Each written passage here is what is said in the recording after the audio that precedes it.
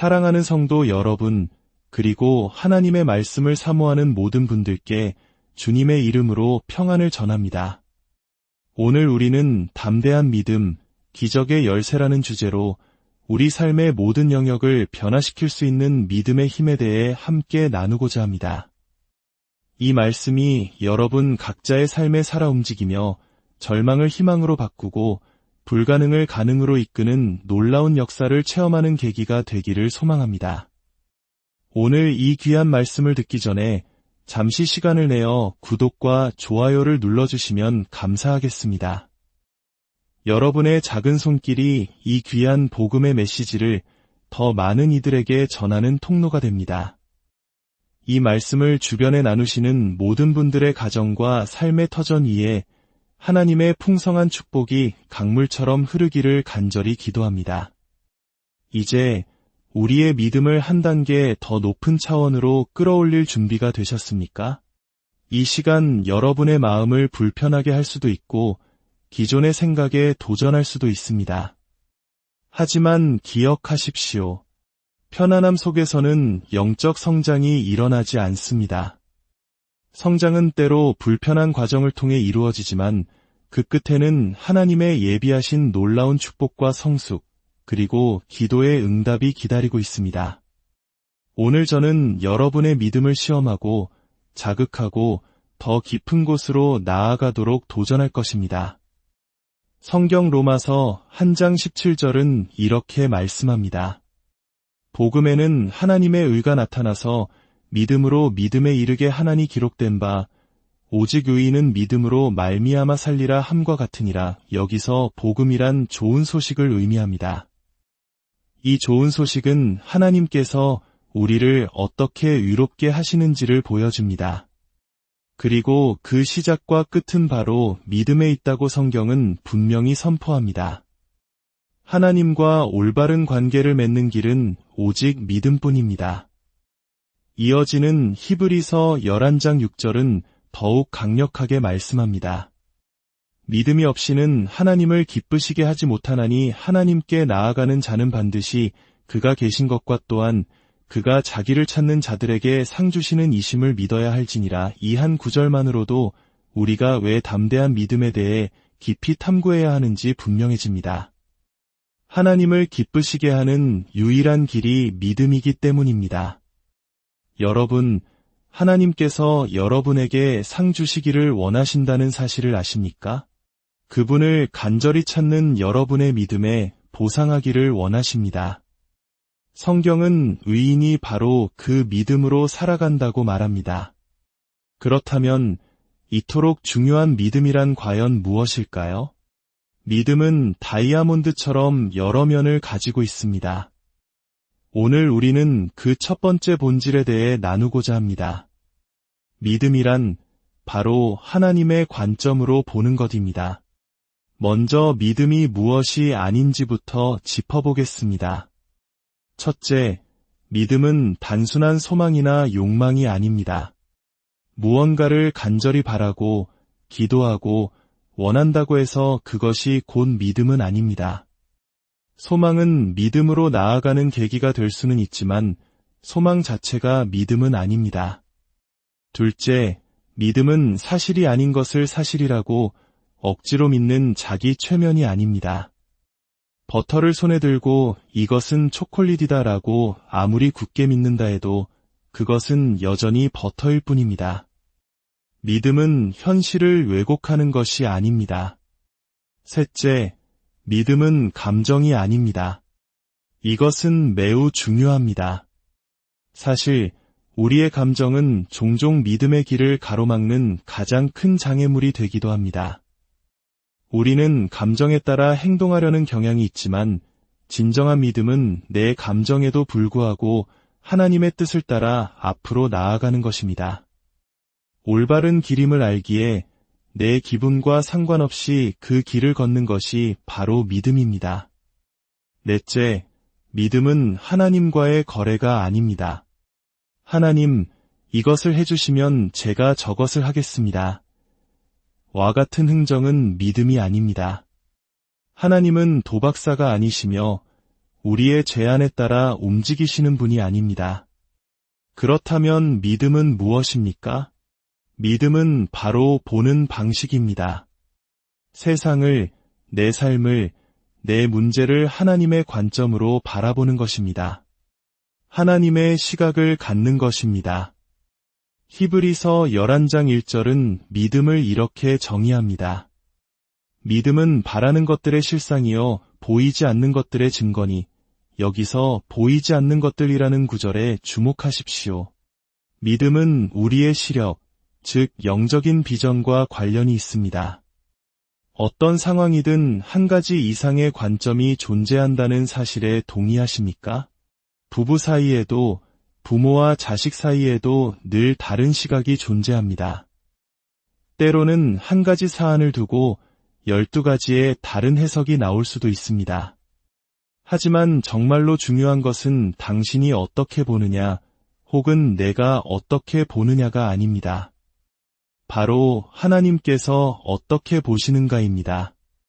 믿음은 하나님의 관점으로 사물을 보는 법을 배우는 것입니다. 에베소서 1장 18절은 이 영적인 시각에 대해 가장 명확하게 기도합니다. 너희 마음의 눈을 밝히사 그의 부르심의 소망이 무엇이며 성도 안에서 그 기업의 영광의 풍성함이 무엇이며 우리가 찬양으로 부르짖는 내 마음의 눈을 열어주소서 주님을 보기 원합니다. 라는 가사의 의미가 바로 이것입니다. 우리 마음에는 눈이 없습니다. 이 구절이 말하는 것은 우리 눈에 보이는 세상보다 더 실제적인 보이지 않는 영적 세계가 존재한다는 것입니다. 지금 여러분 눈앞에 보이는 모든 것은 사실 일시적입니다. 이 건물도 우리의 육체도 머리카락도 시간이 지나면 낡고 사라집니다. 성경은 눈에 보이는 모든 것이 잠깐이라고 말합니다. 영원히 지속되는 것들은 오히려 눈에 보이지 않습니다. 이것이 바로 믿음의 영역입니다. 성경에는 이러한 영적인 눈으로, 즉 하나님의 관점으로 세상을 본 수많은 인물들의 이야기가 나옵니다. 창세기 21장에서 하갈은 아들 이스마엘과 함께 광야로 쫓겨나 물이 없어 죽음의 위기에 처합니다. 그녀가 하나님께 부르짖자 성경은 하나님이 하갈의 눈을 밝히셨으므로 샘물을 보고 가서 라고 기록합니다. 샘물은 원래 그곳에 있었지만 절망에 빠진 하갈의 눈에는 보이지 않았습니다. 하나님께서 눈을 열어주시자 비로소 생명의 길이 보인 것입니다. 열왕기하 6장에서는 선지자 엘리사와 그의 사환 게하시의 이야기가 나옵니다. 적군이 성을 포위하자 게하시는 두려움에 떱니다. 그때 엘리사는 이렇게 기도합니다. 여호와여 원하건대 그의 눈을 열어보게 하옵소서. 그러자 하나님께서 게하시의 눈을 여셨고 그의 눈에는 온 산을 가득 메운 불말과 불병거, 즉 하나님의 군대가 보였습니다. 그 순간 게하시의 두려움은 사라졌습니다. 부활하신 예수님께서 엠마오로 가던 두 제자와 동행하셨을 때 제자들은 슬픔에 잠겨 그분을 알아보지 못했습니다. 그러나 함께 식사하며 예수님께서 빵을 떼어 축사하실 때 성경은 그들의 눈이 밝아져 그인 줄 알아보더니 라고 말합니다. 그들의 영적인 눈이 열린 순간이었습니다. 하나님은 오늘 우리의 삶에도 동일하게 역사하기를 원하십니다. 아, 예수님이 지금 나와 함께 계시는구나. 아, 천사들이 나를 둘러싸고 있구나. 아, 내 계획보다 훨씬 더 위대한 하나님의 계획이 내 삶에 있구나 하고 깨닫게 되기를 원하십니다. 이것이 얼마나 중요한지 알기 위해 두려움의 눈으로 볼 때와 믿음의 눈으로 볼 때 어떤 일이 일어나는지 구약성경 민수기 13장과 14장의 이야기를 통해 살펴보겠습니다. 모세는 이스라엘 백성을 이집트의 노예 생활에서 해방시켜 약속의 땅 가나안 입구인 가데스 바네아까지 이끌었습니다. 400년간 꿈꿔왔던 자유와 안식의 땅이 눈앞에 있었습니다. 모세는 땅에 들어가기 전 각 지파에서 한 명씩 총 12명의 정탐꾼을 뽑아 그 땅을 미리 살펴보고 오게 했습니다. 40일 후 그들이 돌아와 보고를 하는데 보고 내용은 극명하게 엇갈렸습니다. 여호수아와 갈렙 단 2명만이 저 땅은 하나님이 우리에게 주신 놀라운 땅이니 즉시 올라가서 차지합시다. 라고 외쳤습니다. 반면 나머지 10명의 정탐꾼들은 이렇게 말했습니다. 그 땅은 정말 좋긴 합니다. 하지만 그곳 사람들은 거인처럼 강하고 성벽은 하늘에 닿을 듯 높습니다. 우리는 그들에 비하면 메뚜기 같아서 결코 이길 수 없습니다. 여러분, 사므아, 사밧, 이갈, 발디 같은 이름들을 들어보셨습니까? 아마 없을 겁니다. 하지만 여호수아와 갈렙의 이름은 어떻습니까? 우리는 그들을 기억합니다. 역사는 할 수 없다고 말하는 비관론자들이나 비평가들을 기억하지 않습니다. 오직 하나님의 이름으로 가서 차지하자고 외쳤던 믿음의 사람들을 기억할 뿐입니다. 안타깝게도 이스라엘 백성들은 다수의 부정적인 보고를 믿었습니다. 그 결과 믿음의 눈으로 보지 못한 그 세대 전체는 하나님의 약속을 놓치고 이후 40년 동안 광야를 방황하다가 그곳에서 생을 마감해야 했습니다. 저는 여러분의 삶에 그런 일이 일어나기를 원치 않습니다. 두려움 때문에 하나님의 약속된 축복을 놓치고 광야에서 인생을 허비하는 일이 없기를 바랍니다. 자, 두려움의 눈으로 세상을 볼 때 어떤 일이 일어나는지 5가지로 정리해 보겠습니다. 첫째, 우리는 어려움을 과장합니다. 이스라엘 백성은 불과 얼마 전 세계 최강대국이었던 이집트 군대를 홍해에서 물리치는 기적을 체험했습니다. 그런데 이제 와서 가나안의 몇몇 부족을 두려워하고 있습니다. 얼마나 빨리 하나님의 능력을 잊어버리는지요. 두려움의 눈으로 문제를 바라보면 문제는 실제보다 훨씬 더 커 보입니다. 계속해서 문제만 묵상하면 그 문제는 산더미처럼 불어납니다. 둘째, 우리는 우리 자신의 능력을 과소평가합니다. 10명의 정탐꾼은 말했습니다.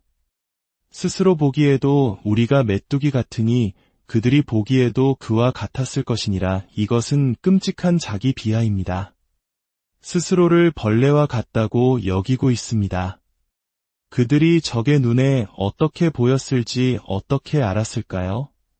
몰랐습니다. 이것을 투사라고 합니다. 자신의 두려움과 열등감을 다른 사람에게 그대로 비춰보는 것입니다. 그들은 400년간 노예로 살았고 비록 몸은 자유로워졌지만 마음은 여전히 노예 상태였습니다. 나는 무력하다는 생각에 갇혀 있었습니다. 혹시 여러분도 과거에 누군가가 던졌던 부정적인 말에 여전히 갇혀 있지는 않습니까? 너는 운동신경이 없어. 너는 절대 성공 못해. 와 같은 거짓말들을 여전히 믿고 있지는 않습니까? 그 사람들은 이제 당신의 삶에 없거나 심지어 세상을 떠났을 수도 있는데도 말입니다. 더 이상 과거의 거짓말에 갇힌 노예가 되지 마십시오. 많은 사람들이 나는 실패자다, 나는 약하다와 같이 자신의 약점이나 과거의 실수로 자신을 정의하곤 합니다. 하지만 하나님 안에서 우리의 정체성은 그것이 아닙니다. 우리는 이러한 문제와 씨름하고 있는 존귀한 예수님의 자녀입니다. 우리의 첫 번째 정체성은 죄나 실수가 아니라 그리스도 안에서 새로운 피조물이 되었다는 사실입니다. 이것이 믿음의 눈으로 자신을 보는 것입니다. 셋째, 우리는 낙심하게 됩니다. 부정적인 보고를 들은 백성들은 밤새도록 통곡하며 거대한 자기 연민 파티를 열었습니다. 두려움이 그들을 약속의 땅에서 가로막고 있었음에도 그들은 그저 울기만 했습니다. 넷째, 우리는 불평하고 원망하기 시작합니다. 낙심은 곧 불평으로 이어집니다. 백성들은 모세와 아론을 원망하며 외쳤습니다. 우리가 이집트에서 죽었더라면 더 좋았을 것을. 통곡이 중얼거림으로 슬픔이 불만으로 바뀐 것입니다. 기억하십시오. 비판이 심한 사람은 항상 내면이 불안한 사람입니다. 두려움이 그를 지배하고 있기 때문입니다. 다섯째, 결국 우리는 포기하고 하나님을 탓합니다. 급기야 그들은 어찌하여 여호와가 우리를 그 땅으로 인도하여 칼에 쓰러지게 하려 하는가? 라고 말합니다. 그들을 막고 있는 것은 하나님이 아니라 자신의 두려움이었음에도 그들은 하나님을 비난합니다. 그리고는 노예 생활을 했던 이집트 시절을 좋았던 옛 시절로 미화하기 시작합니다. 왜 노예 생활로 돌아가고 싶어 할까요? 그것은 비록 노예 생활이었지만 안전한 노예 생활이었기 때문입니다. 많은 사람들이 이처럼 안전한 노예 상태에 머물러 있습니다. 그것이 잘못된 관계든 나쁜 습관이든 강박적인 생각이든 말입니다. 벗어나고 싶어 하면서도 익숙하고 예측 가능하다는 이유로 그 자리에 주저앉아 있습니다. 하지만 진정한 자유는 위험을 감수하지 않고는 얻을 수 없습니다. 하나님은 여러분을 믿음으로 사는 모험가로 지으셨습니다. 광야에서 죽지 마십시오. 이제 반대로 우리가 믿음의 눈으로 모든 것을 보기 시작할 때 일어나는 놀라운 변화 6가지를 살펴보겠습니다. 첫째, 믿음은 나의 문제를 축소시킵니다. 마음의 눈을 열어 하나님이 하시는 일을 보기 시작하면, 즉 하나님의 관점으로 문제를 바라보면 모든 것이 훨씬 감당할 만하게 보입니다. 위대하신 하나님 앞에서는 큰 문제도 작아 보이지만 하나님을 작게 여기면 작은 문제도 커 보입니다. 하나님께 주님은 이 문제보다 크십니다. 주님께 이 문제를 맡깁니다 라고 고백할 때 우리는 평안을 얻을 수 있습니다. 창세기 18장 14절은 묻습니다. 여호와께 능하지 못한 일이 있겠느냐? 대답은 분명합니다. 없습니다. 누가복음 1장 37절은 말합니다. 대저 하나님의 모든 말씀은 능하지 못하심이 없느니라. 둘째, 믿음은 기적의 문을 엽니다. 성경과 역사를 보면 하나님께서 이 땅에서 기적을 행하실 때는 언제나 누군가가 믿었을 때였습니다. 믿음은 기적의 문을 여는 열쇠입니다. 마가복음 11장에서 예수님은 말씀하셨습니다. 하나님을 믿으라.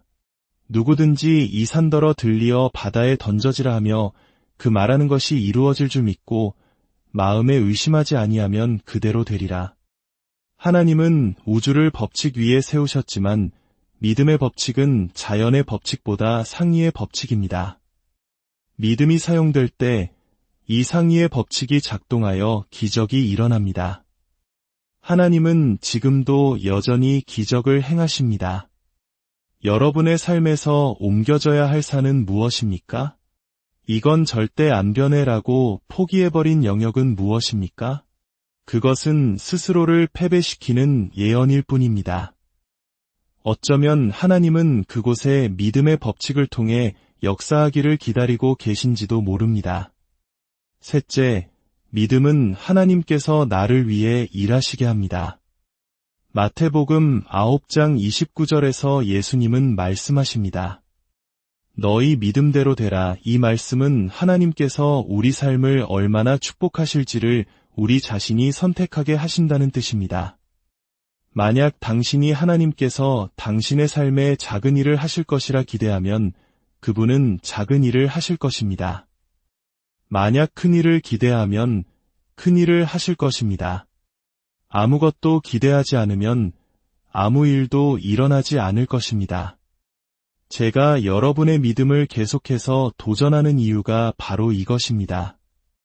얕은 물가에서 만족하지 말고 믿음의 깊은 바다로 뛰어드시기를 바랍니다. 넷째, 믿음은 하나님의 모든 약속을 풀어냅니다. 성경에는 7,000가지가 넘는 하나님의 약속이 기록되어 있습니다. 이 약속들은 주인이 서명하기만 기다리는 백지수표와 같습니다. 믿음의 사람이 되려면 이 약속들을 암송하고 필요할 때마다 주장하는 약속의 사람이 되어야 합니다. 고린도후서 1장 20절은 말합니다. 하나님의 약속은 얼마든지 그리스도 안에서 예가 되니 모든 약속은 예수 그리스도를 아는 자들에게만 해당됩니다. 약속의 보증인이신 예수님을 개인적으로 알 때 비로소 그 모든 약속의 문을 열 수 있습니다. 다섯째, 믿음은 하나님이 주신 꿈을 현실로 바꿉니다. 아브라함은 위대한 민족의 아버지가 되는 꿈을 꾸었고, 모세는 백성을 해방시키는 꿈을, 요셉은 나라를 구하는 꿈을 꾸었습니다. 하나님은 꿈꾸는 자들을 통해 일하십니다. 에베소서 3장 20절은 이렇게 약속합니다. 우리 가운데서 역사하시는 능력대로 우리가 구하거나 생각하는 모든 것에 더 넘치도록 능히 하실 이에게. 이것은 성경에 있는 또 하나의 백지수표입니다. 하나님은 우리가 감히 구하지도 못하는 것, 심지어 꿈꾸는 것보다 훨씬 더 많은 것을 하실 수 있다고 말씀하십니다. 당신의 불신으로 하나님을 제한하지 마십시오. 여섯째, 믿음은 힘든 시기를 견뎌낼 힘을 줍니다. 믿음이 항상 문제 자체를 없애주는 것은 아닙니다. 하지만 믿음은 문제를 통과할 힘을 줍니다. 고통을 없애주지는 않지만 고통을 감당할 능력을 줍니다. 폭풍 우 밖으로 꺼내주기보다 폭풍 우 속에서 평안을 줍니다. 수많은 연구 결과가 보여주듯 인생에서 성공하기 위해 가장 중요한 특성은 바로 회복 탄력성입니다. 실패와 좌절 속에서 다시 일어서는 능력 말입니다. 그 힘은 어디에서 올까요? 바로 믿음에서 옵니다. 사도 바울은 고린도후서 4장에서 이렇게 고백합니다. 우리가 사방으로 우겨쌈을 당하여도 쌓이지 아니하며 답답한 일을 당하여도 낙심하지 아니하며 박해를 받아도 버림받지 아니하며 거꾸러뜨림을 당하여도 망하지 아니하고 이것이 바로 믿음이 주는 회복 탄력성입니다. 여러분, 왜 우리가 다른 무엇보다 믿음을 강화하는 일에 힘써야 하는지 이제 아시겠습니까? 믿음은 문제를 축소시키고 기적의 문을 열며 하나님이 일하시게 하고 약속을 풀어내고 꿈을 현실로 만들며 역경을 이겨낼 힘을 주기 때문입니다. 그리고 무엇보다 요한복음 3장 16절이 말하듯 믿음은 우리가 하나님을 알고 영생을 얻는 유일한 길입니다. 소련의 우주비행사 유리 가가린은 무신론자였습니다. 그는 인류 최초로 우주비행을 하고 돌아와 이렇게 말했습니다. 나는 하늘을 샅샅이 뒤졌지만 신을 찾지 못했다. 신은 없다. 몇 달 후 독실한 기독교인이었던 미국의 우주비행사 존 글렌이 우주를 비행하고 돌아왔습니다. 그의 첫 마디는 이것이었습니다. 나는 어디에서나 하나님을 보았습니다. 하늘에서 그분의 영광을 느꼈고 별들 속에서 그분의 임재를 보았으며 태양에서 그분의 능력을 느꼈습니다. 누가 진실을 말한 것일까요? 답은 둘 다입니다. 예수님께서 요한복음 3장에서 말씀하셨듯이 사람이 거듭나지 아니하면 하나님의 나라를 볼 수 없느니라. 영적인 눈이 열리지 않으면 하나님께서 우리 삶의 배후에서 행하시는 기적과 위대한 일들을 결코 볼 수 없습니다. 오늘 말씀을 마치며 함께 기도하기를 원합니다. 먼저 예수님을 이미 영접한 분들은 이렇게 기도합시다. 사랑하는 예수님, 제 눈을 열어주십시오. 두려움의 눈이 아닌 믿음의 눈으로 세상을 보게 하소서. 제 마음의 눈을 밝히사 주님을 보게 하시고 이 말씀을 통해 제 믿음이 도전받고 성장하게 하소서. 주님께서 원하시는 모습으로 변화되어 주님께 기쁨이 되는 삶을 살기 원합니다. 그리고 혹시 아직 예수님을 마음에 영접하지 않으신 분이 계시다면 지금 이 순간이 바로 그 첫걸음을 내디딜 때입니다. 조용히 이렇게 기도하십시오. 예수님, 제 삶의 문을 엽니다. 제 마음을 열어 예수님을 주인으로 모십니다. 주님을 사랑하고 신뢰하고 따르기를 원합니다. 제 믿음을 굳건하게 하여 주옵소서.